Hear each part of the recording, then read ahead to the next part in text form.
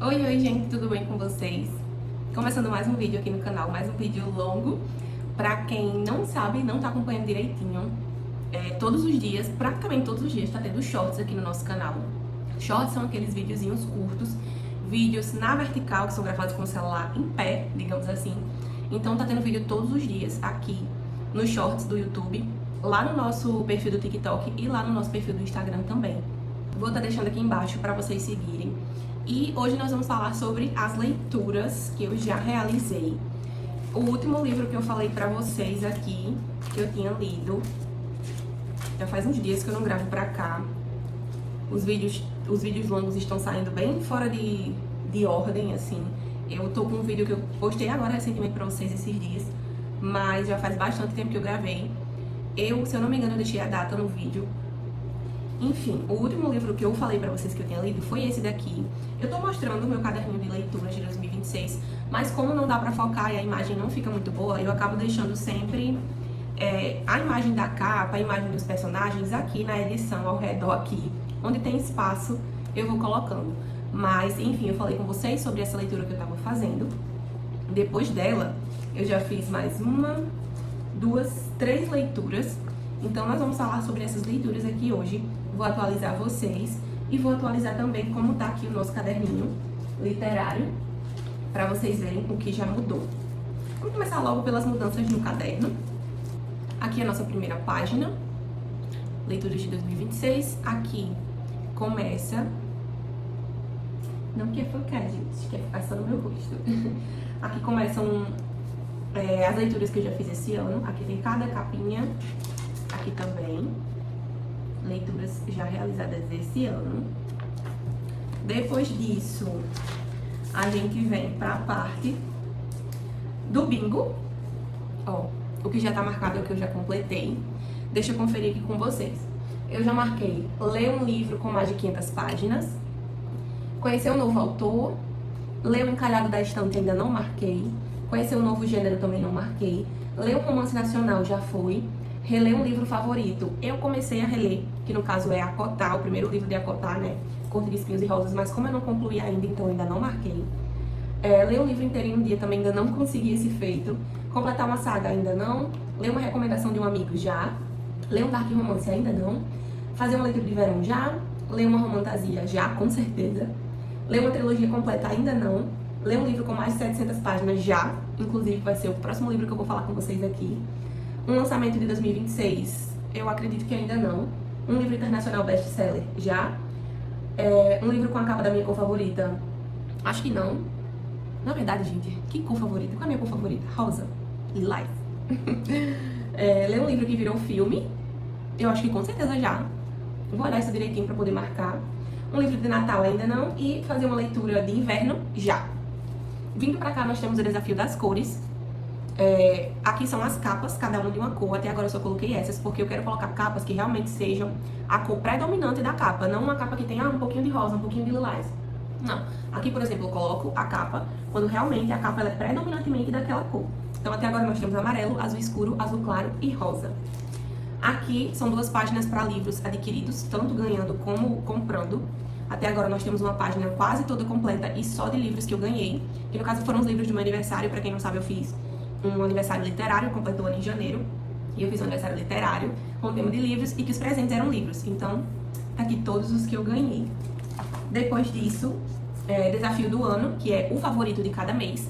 O favorito de janeiro foi Reino de Intrigas. O favorito de fevereiro foi Reino de Ilusões. De março foi Aconteceu Naquele Verão. E de abril foi O Tom Mais Gelado de Azul, porque no caso, em abril, eu só li esse livro. Então, ele acabou vindo pra cá como favorito do mês que eu só li ele. Não tinha como colocar outra coisa, nem queria deixar em branco. Aqui a parte dos gêneros. Eu já li 6 livros de romance contemporâneo. Contemporâneos são romances que se passam na época atual.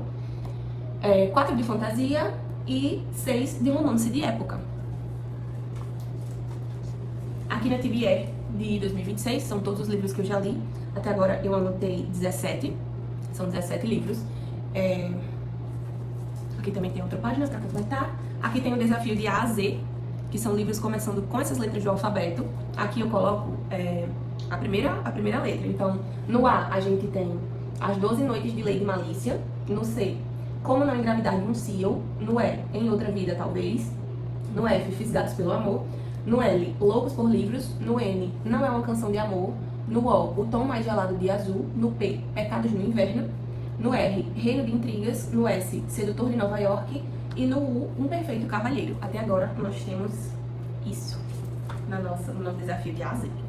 Aí aqui na visão geral, essas páginas, gente, elas não vêm nesse caderninho, certo?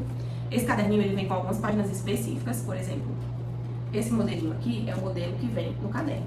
Esses aqui são modelos que eu fiz no Canva, imprimi na folhinha fina, né, folhinha de ofício, e colei em cima da página do livro. Então, por isso que é diferente e vocês não vão encontrar um caderninho desse jeito, que isso aqui foi eu que fiz. Na parte de visão geral, eu coloquei todos os meses, pra gente dizer algumas informações de cada mês. Por exemplo, em janeiro, quantos livros eu li, quantas páginas lidas em janeiro, quantos foram em e-book ou audiobook, quantos foram em livro físico. Aí aqui tem as estrelas também, se eu dei 5 estrelas, se eu dei 4 ou 4,5, 3 ou 3,5, 2 ou 2,5, 1 ou 1,5. Aí, gente, vamos lá. Em janeiro, eu li 7 livros. O número de páginas foram 2.538 páginas.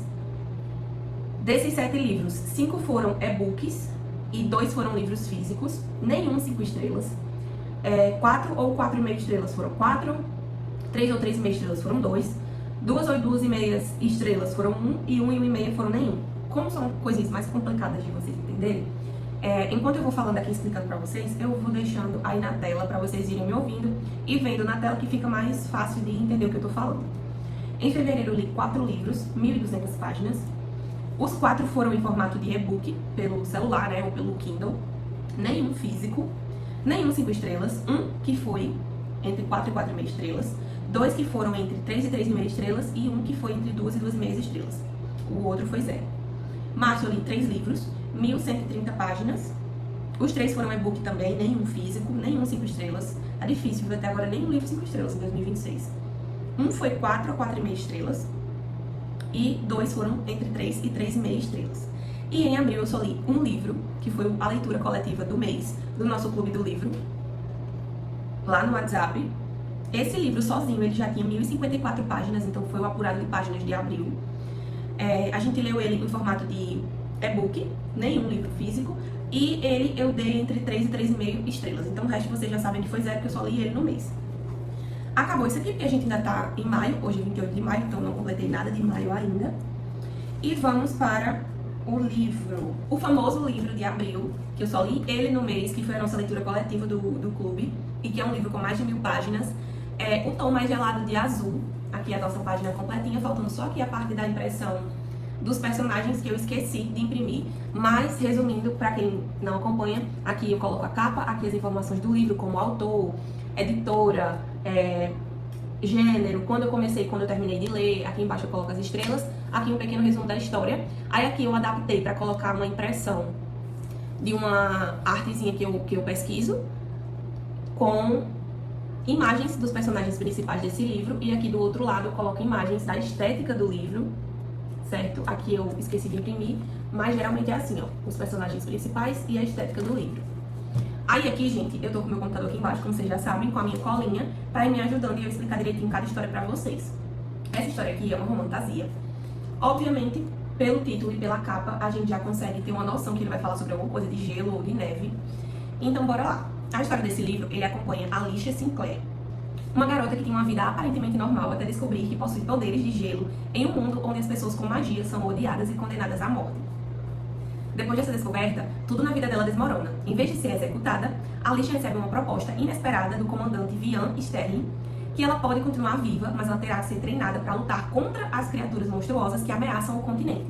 Ou seja, ela descobre aquele poder, ela sabe que todos ali odeiam pessoas que possuem magia, e a sentença é a morte. Só que quando chega lá na frente da rainha, todo aquele negócio, aí o comandante pede para a rainha a chance de treinar ela e fazer com que ela seja uma arma do exército contra os monstros que atacam ali o continente. A rainha aceita, e aí ela é levada para Cora. Cora é uma base militar extremamente rígida, cheia de soldados perigosos, segredos políticos e pessoas que não confiam nela e que não gostam dela, porque ela é uma pessoa com magia, e ninguém gosta de pessoas assim. É lá que ela conhece Nicholas Shahzad. Vou deixar aí embaixo, a pronúncia é difícil, gente. Nicholas, ele é o capitão mais temido da base de Cora. E o relacionamento deles é aquele clássico enemies to lovers, cheio de provocação, tensão e química absurda. No começo, os dois praticamente se odeiam, mas aos poucos o livro vai mostrando as camadas emocionais dos personagens, os traumas, as dores e os sentimentos escondidos. Nicholas, ele é designado para treinar ela junto com outra pessoa, outra mulher. Eles dois vão ficar responsáveis pelo treinamento da Alicia. O romance é slow burning, então tudo acontece devagar, mas de uma forma muito intensa. Só que o livro ele não gira em torno do romance, certo? O romance é importante, a gente gosta muito. E por enquanto a gente vai ter só migalhas, é muito bom, até que chega o momento do ápice, claro que a gente recebe as migalhas de bom grado, mas a gente espera chegar no momento, né, babado. Enfim, conforme a Alicia começa a entender os próprios poderes, ela descobre que existe uma ameaça muito maior crescendo nas sombras, além de conspirações, traições e verdades escondidas sobre o próprio mundo em que vive. E o mais pesado é perceber que talvez ela seja a única pessoa capaz de impedir uma destruição gigantesca. Uma das coisas que mais chama a atenção nessa história é o clima militar misturado com a fantasia. Tem treinamento brutal, batalhas, monstros quase vampirescos, disputas de poder e aquele sentimento constante de perigo. Mas, ao mesmo tempo, o livro trabalha muito a questão da rejeição, do medo de ser diferente e da luta da Alicia para encontrar um lugar onde ela realmente pertença. É bem emocionante essa questão. Tem questões aí familiares com a mãe da Alicia, com os pais biológicos, com os pais adotivos, com o irmão. Tem bastante questões aí que são desenvolvidas no decorrer da história. Os personagens secundários também têm muito destaque, principalmente o Vihan, que é o comandante lá que pediu pra a Alicia poder receber esse treinamento e não ser executada. A Eloine, que é a outra moça que vai ficar responsável pelo treinamento dela junto com o Nicholas. E a Sage, que também é uma pessoa assim bem alta na hierarquia lá de Cora, próxima a Vihan, que vai desenvolver aí um relacionamento com eles muito interessante também. Eles ajudam a criar aquela sensação de found family, quando pessoas quebradas acabam formando uma família improvável. Os personagens são um dos pontos mais fortes do livro, porque todos parecem humanos, cheios de defeitos, sentimentos e conflitos reais. Outra coisa que fez muita gente surtar foi o final. O livro tem 2 finais diferentes, e isso dividiu bastante os leitores. Segundo aqui a minha pesquisa, teve gente que amou a ousadia da autora e gente que ficou destruída emocionalmente com as escolhas feitas. Então nessa leitura você já vai preparado para sofrer. No geral, gente, O Tom Mais Gelado de Azul é uma romantasia brasileira, tá? De autora nacional. Ela é enorme, ela é intensa, muito emocional, cheia de magia, romance proibido, personagens traumatizados e cenas que deixam o leitor completamente surtando. É o tipo de livro perfeito para quem ama fantasia com romance forte e muito drama emocional. Já vou adiantando que eu dei 3,5 estrelas. Não foi uma leitura que eu consegui dar mais estrelas do que isso, porque apesar de ter uma história muito complexa, muito emocional, com alguns personagens que realmente te cativam, mas foi uma leitura que, por ela ser tão extensa, a gente lutou muito para terminar essa leitura, eu e as meninas do clube. Foi uma leitura que realmente teve gente que terminou assim nas últimas, porque tinha que terminar, porque era a leitura do mês do nosso clube, e no final do mês a gente sempre faz um debate sobre a nossa leitura. Acabou que esse final, que a autora colocou 2 finais alternativos, a gente odiou. A gente, particularmente, eu e as meninas do grupo, nós odiamos, porque a gente acha que ela tinha que ter colocado o final e pronto. Essa era a decisão dela, não tinha que depois mudar o final, porque as pessoas queriam um final diferente. Não, gente, o livro é aquele final e pronto. Quem gostou, gostou, quem não gostou, não gostou. E acabou que os 2 finais não ficaram à altura do que a gente esperava. E um ficou muito ruim e o outro ficou pior ainda. Então a gente simplesmente se apegou àquele que ficou menos ruim. Porque teve morte no final, já adianto isso. Morte de um personagem que a gente não queria que morresse. E o outro final, ela botou 2 pessoas, gente. Se a gente não gostou nem do final que morreu um, a gente vai gostar do final que morreu 2. Espero que vocês não considerem isso um spoiler. E não fiquem chateadas, mas é realmente se prepararem que esse final não agradou ninguém no meu clube, tá? Mas eu comecei essa leitura dia 9 de abril e terminei ela dia 30 de abril. Ou seja, meu abril inteiro foi só com essa leitura, gente. Por isso que eu só consegui ler ele, tá? Enfim, vamos para a próxima leitura. Depois dele, eu consegui ler Uma Noite para Se Entregar. Esse daqui já é um romance de época. Eu comecei ele dia 3 de maio e terminei dia 18 de maio. E também dei 3,5 estrelas. Uma Noite para Se Entregar é um prato cheio. A história se passa em Spindle Cove, uma pequena vila inglesa conhecida como um refúgio para mulheres que não se encaixam nos padrões da sociedade da época. As mulheres que são diferentes, que não são aceitas na sociedade por não agirem conforme o padrão. É um lugar onde mulheres tímidas, consideradas estranhas ou inteligentes demais, ou simplesmente cansadas das regras impostas pelos homens, podem viver com mais liberdade. A protagonista é Susana Finch, filha de um importante conselheiro real e uma mulher responsável por cuidar da vila. Ela é extremamente inteligente, independente e protetora com todas as garotas que vivem ali. Susana criou praticamente um espaço seguro para mulheres que foram julgadas, rejeitadas ou pressionadas pela sociedade. Então ela faz de tudo para manter aquele lugar tranquilo e longe de problemas. Só que a paz acaba completamente quando Victor Branwell aparece. Ele é um tenente-coronel do exército britânico que foi ferido durante as guerras napoleônicas e carrega várias cicatrizes físicas e emocionais. Branwell. Vamos chamar ele, Bran chega esperando conseguir ajuda para recuperar sua carreira militar após uma lesão que ele sofreu ali. após a guerra, mas em vez disso, acaba herdando um título, um castelo, e ainda recebe a missão de montar uma milícia naquela região. Ou seja, de repente, a vila começa a ser invadida por soldados, treinamentos e caos. Tudo que Susana menos queria na vida dela. É aí que começa a verdadeira guerra da história. Susana contra Bran. Porque ela odeia a ideia de homens militares transformando uma vila em um quartel, enquanto Bran acha impossível obedecer às regras dela. E ele também acha horrível que todo mundo da vila precisa da aprovação da Susana pra tudo. O padeiro, o ferreiro, o padre, todo mundo, quando vai fazer qualquer coisa, tipo, será se a Susana aprovaria? Será se ela deixa? Será se vai ser bom? Tipo isso. Aí o Bran fica puto. Os dois vivem trocando provocações, discutindo e tentando controlar um ao outro, mas ao mesmo tempo existe uma atração gigantesca crescendo entre eles. É aquele típico casal enemies to lovers, cheio de tensão romântica e diálogos engraçados. O mais legal é que o livro mistura romance com muito humor. A Tessa Derek escreve de um jeito leve, divertido e muito viciante. Mesmo sendo romance de época, os personagens têm personalidades fortes e modernas, principalmente a Susana, que é uma protagonista muito à frente do tempo dela. O livro também fala bastante sobre a liberdade feminina, independência e sobre pessoas tentando encontrar um lugar onde possam ser aceitas do jeito que realmente são. E conforme o romance vai evoluindo, o livro também mostra as inseguranças dos dois personagens. Bran tenta esconder a dor e os traumas da guerra atrás de um jeito arrogante e brincalhão, enquanto Susana tem medo de perder tudo aquilo que construiu lá na vila. Toda aquela segurança e aquela bolha que ela construiu pra ela e as outras garotas se protegerem. Então o relacionamento deles vai ficando cada vez mais intenso, emocional e apaixonante. No geral, o livro é aquele romance pra quem gosta de casal com química, humor, cenas românticas e protagonistas fortes, mulheres fortes. É um livro divertido, apaixonante e com aquela vibe confortável que faz você terminar sorrindo e já querendo ler o próximo da série, viu? É uma série, inclusive com vários livros. Esse é o primeiro, mas com certeza já vou pegar os outros que já estão na minha lista. Gente, eu dei 3,5, porque não foi um livro assim que me fez ficar apaixonada e virar a noite e tal. Foi um livro que eu gostei, é um romance de época bem legal, eu indico. Com certeza quero ler os outros da série. Mas o protagonista masculino, às vezes ele me incomodou um pouco com as atitudes dele. Às vezes ele tomou algumas atitudes meio machistas, grosseiras com ela. E isso me fez ficar com um pouco de raiva. Ela também teve algumas atitudes que me incomodaram, então isso fez com que eu não conseguisse dar uma nota maior. Ok, próximo, que foi o mais recente e o último que eu li agora em maio, foi a nossa leitura coletiva do clube, e esse livro chama Não é uma Canção de Amor, é um romance contemporâneo. Esse livro, ele traz tensão, rivalidade, química e aquele clima artístico intenso. Não é uma canção de amor, entrega exatamente isso. A história acompanha a Gwen Jackson, uma violonista extremamente talentosa que lutou a vida inteira para conquistar espaço no mundo da música clássica. Ela vem de uma realidade simples e enxerga a música como a única chance de mudar completamente a vida dela. Gwen é disciplinada, focada e leva tudo muito a sério. Do outro lado está Xander Thorne, um violoncelista famoso, rebelde e praticamente o oposto dela. Ele já é conhecido no meio musical, tem fama, dinheiro e aquele jeito arrogante de quem parece não se importar com ninguém. Os dois fazem parte da mesma orquestra, a Manhattan Pops, mas Xander mantém distância de todo mundo e trata todos os colegas com total indiferença. Só que tudo muda quando Gwen recebe a oportunidade de assumir a posição de primeiro violino da orquestra, justamente o cargo que o Xander queria há anos e nunca teve essa oportunidade. E aí começa uma rivalidade enorme entre os dois. O clima vira praticamente uma guerra silenciosa, cheia de provocações, disputas e tensão emocional. Só que ao mesmo tempo, quanto mais eles trabalham juntos, mais a atração deles fica impossível de ignorar. O romance do livro é muito baseado nesses contrastes entre os personagens. A Gwen representa disciplina, responsabilidade e esforço constante. Já o Xander é caos, intensidade e impulsividade. E conforme eles começam a ensaiar juntos e criar música lado a lado, a conexão entre os dois vai crescendo de uma forma muito forte e emocional. A música praticamente vira uma linguagem entre eles. Mas o livro também fala muito sobre pressão, insegurança e o peso do sucesso. Gwen sente que precisa provar o tempo inteiro que merece estar ali, enquanto Xander esconde várias fragilidades por trás da fama e da personalidade difícil.